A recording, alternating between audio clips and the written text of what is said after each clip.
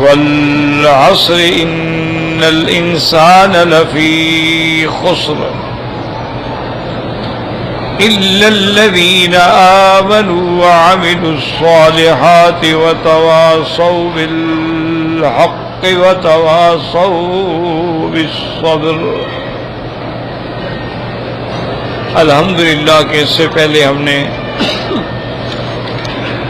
سورۃ التکاثر کی تلاوت کی تھی، جس میں اللہ تبارک و تعالی نے اپنے بندوں کو تنبیہ فرمائی ہے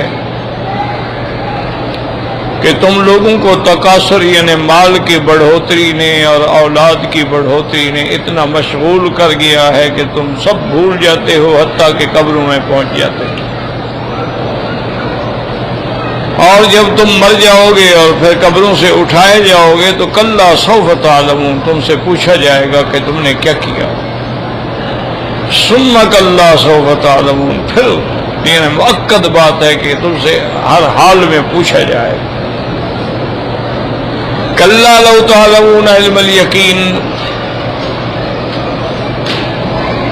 تم اگر حاصل کرتے، ہرگز نہ حاصل کیا تم نے اس کو جو علم یقین ہے۔ یاد رکھیں، ایک ہے علم الیقین، ایک ہے عین الیقین، اور ایک ہے حق الیقین۔ علماء فرماتے ہیں کہ علم الیقین کی مثال ایسے ہے جیسے کوئی دریا پہ کھڑا ہو، آنکھوں کے سامنے دریا ہے تو یہ علم الیقین ہے، لیکن اگر اپنے ہاتھ میں چلوں میں پانی بھی بھر لے تو یہ عین الیقین ہو جاتا ہے، اور اگر اسی دریا کے اندر وہ خود داخل ہو جائے تو یہ حق الیقین ہو جاتا ہے۔ تو جب قیامت میں تم سب دیکھو گے تو تمہیں بالکل عین الیقین مشاہدے کے بعد حاصل ہو جائے گا کہ جنت کیا ہے، جہنم کیا ہے، صراط کیا ہے، سوال جواب کیا ہے۔ لَتَرَوُنَّ الْجَحِيمَ، پھر تم دیکھو گے اس آگ کو، جہنم کی آگ کو، ثُمَّ لَتَرَوُنَّ، پھر تم بالکل عین الیقین سے دیکھو، ثُمَّ لَتُسْأَلُنَّ يَوْمَئِذٍ عَنِ النَّعِيمِ، پھر تم سے قیامت میں اللہ تبارک و تعالیٰ اپنے نعمتوں کے بارے میں سوال فرمائیں گے کہ جو میں نے تم کو نعمتیں دی ہیں تم نے ان کو کہاں خرچ کیا۔ ویسے تو اللہ کی نعمتیں اتنی ہیں جو ہم شمار بھی نہیں کر سکتے، لیکن وہ نعمتیں جو ہمارے اندر ہیں، ہمارے نفس میں ہیں، کہ اللہ نے ہمیں حواس خمسہ دیے ہیں، عقل دیا ہے، سننے کی طاقت دی ہے، دیکھنے کی طاقت دی ہے، سونگھنے کی طاقت دی ہے، چکھنے کی طاقت دی ہے، پکڑنے کی طاقت دی ہے، چلنے کی طاقت دی ہے، تو ان چیزوں کے بارے میں سوال ہوگا کہ تم نے یہ طاقت کہاں خرچ کی۔ یہ جو نعمتیں ہم نے تم کو دی تھیں تو کیا تم نے ان کو اللہ کی فرما برداری میں، اطاعت میں خرچ کیا یا نافرمانی میں خرچ کیا؟ جیسا کہ صحیح حدیث میں ہے کہ حضور صلی اللہ علیہ وسلم اپنے گھر سے نکلے تو راستے میں حضرت ابو بکر اور حضرت عمر رضی اللہ تعالی عنہما بھی ملے، تو آپ نے فرمایا کہ ما اخرجکما، تم کیوں نکلے ہو اپنے گھر سے؟ انہوں نے کہا الجو یا رسول اللہ، کئی دنوں سے فاقہ ہے، گھر میں کچھ نہیں ہے، باہر نکلے تھے کہ شاید کوئی دوست مل جائے اور ہمیں کچھ کھانے کو مل جائے۔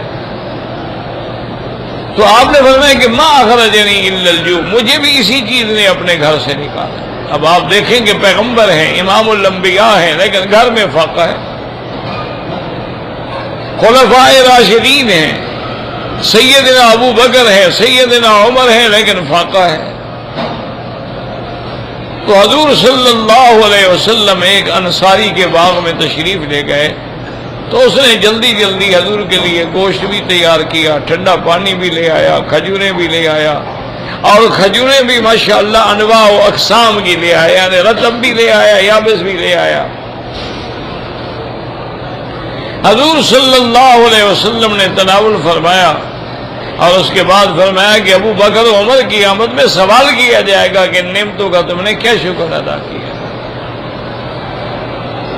تو اگر ایسی نعمتوں کا، اور ہم تو رات دن اللہ کی نعمتوں کو استعمال کرتے ہیں اور پھر اللہ کے شکر کا کوئی خیال بھی نہیں آتا، تو اس لیے اللہ تبارک و تعالی نے فرمایا تھا کہ تمہیں غفلت نے، تمہیں دنیا کی کثرت نے، تمہیں مال کی کثرت نے، تمہیں اولاد کی کثرت نے، تمہیں اصحاب کی کثرت نے ایسا مشغول کر دیا ہے کہ تم قبر کو بھول بیٹھے ہو، لیکن وقت آئے گا جب تم سے ہر نعمت کے بارے میں سوال کیا جائے گا۔ اور آج جو ہے سورت مبارک ہم نے تلاوت کی ہے، سورت کا نام والعصر ہے، اور تقریباً یہ سورت مکیہ جو ہے بالاتفاق سورت مکیہ ہے، یعنی حضور صلی اللہ علیہ وسلم پر ہجرت سے پہلے مکی زندگی میں نازل ہوئی۔ اس میں اللہ نے ارشاد فرمایا والعصر، مجھے قسم ہے زمانے کی۔ یاد رکھیں علماء فرماتے ہیں کہ عصر سے مراد دہر ہے، جیسے کہ قرآن میں آیا حل اتی علی الانسان حین من الدہر لم یکن شیئا مذکورا۔ اسی طرح کافروں کا یہ عقیدہ تھا کہ وما یہلکنا الا الدہر، تو دہر کا معنی بھی زمانہ اور عصر کا معنی بھی زمانہ ہے، لیکن اللہ تبارک و تعالی نے یاد رکھے والعصر، اس زمانے سے کیا مراد ہے؟ بعض علماء فرماتی ہیں کہ اس سے پورا زمانہ مراد ہے، جن سے زمانہ مراد ہے، یعنی یہ جو رات ہیں، یہ جو دن ہیں، چونکہ اللہ تبارک و تعالی نے کسی مقام پہ مکانیات کی قسم کھائی ہے، اور کسی جگہ اللہ تبارک و تعالی نے زمانیات کی قسم کھائی ہے، تو انہوں نے فرمایا کہ والعصر سے مراد مطلق زمانہ ہے، ایک قول یاد رکھیں۔ اور بعض علماء فرماتی ہیں کہ نہیں، اس سے مراد وہ زمانہ ہے جو میرے مدنی محمد مصطفیٰ کا زمانہ ہے۔ والعصر،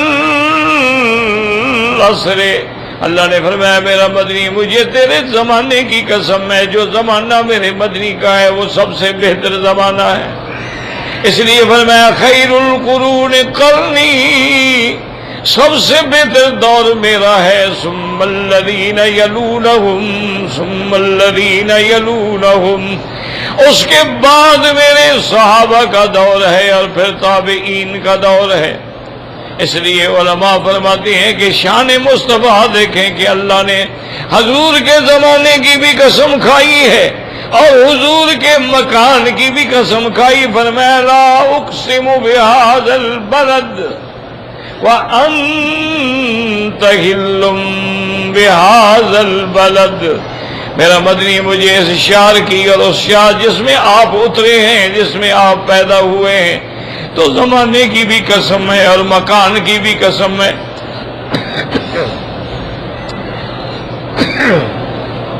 اور اسی طرح اللہ تبارک و تعالی نے حضور کی عمر کی بھی قسم کھائی، لعمرک انہم لفی سکرتہم یعمہون، اللہ نے فرمایا میرا مدنی مجھے تیری عمر کی قسم ہے۔ تو اس لیے یاد رکھیں کہ اللہ تعالی جس چیز کی بھی قسم کھائیں وہ جائز ہے، کیوں؟ وہ تو خالق ہیں، مخلوق کو اللہ کے سوا کسی چیز کی قسم کھانا جائز نہیں ہے، یاد رکھ لو، مسئلہ سمجھ لو۔ یعنی اگر آپ نے قسم اٹھانی ہے تو صرف اللہ کی اٹھائیں، واللہ باللہ تاللہ، اگر اللہ کے سوا کسی غیر کی قسم کھا لیں، کسی بزرگ کی، کسی آستان کی، کسی مزار کی، تو یہ چھوٹا موٹا گناہ نہیں، بندہ کافر ہو جاتا ہے۔ حضور صلی اللہ علیہ وسلم نے فرمایا من حلف بغیر اسم اللہ فقد کفر، جو اللہ کے نام کے سوا کسی غیر کی قسم کھائے وہ کفر ہے۔ اور اسی طرح دوسری حدیث میں آتا ہے کہ من حلف بغیر اسم اللہ فقد اشرک، جس نے اللہ کے سوا کسی چیز کی قسم کھائی اس نے گویا کہ اس چیز کو اللہ کا شریک بنا دیا ہے۔ جیسے لوگ اپنی اولاد کی قسم کھاتے ہیں، اپنے سر کی قسم کھاتے ہیں، اپنے دوستوں کو کہتے ہیں مجھے تیری زندگی کی قسم ہے، تیرے جان کی قسم ہے، مجھے میرے مرشد کی قسم ہے، مرشد کے آستان کی قسم ہے، اور مجھے اپنے رزق کے اڈے کی قسم ہے، یہ ساری چیزیں آدمی کو کافر بنا دیں۔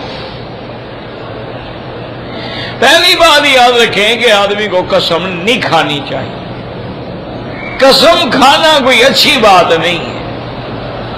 لیکن اگر کوئی مجبوری ہو تو پھر قسم جو ہے صرف اللہ کے نام کی ہو،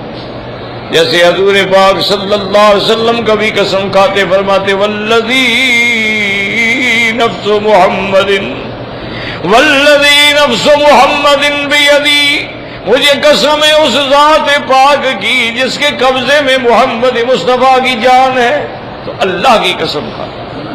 لیکن اللہ تبارک و تعالیٰ تو خالق ہے نا، وہ تو جس چیز کی قسم کھائیں، اس لیے اللہ تبارک و تعالیٰ نے قرآن پاک میں کبھی والضحیٰ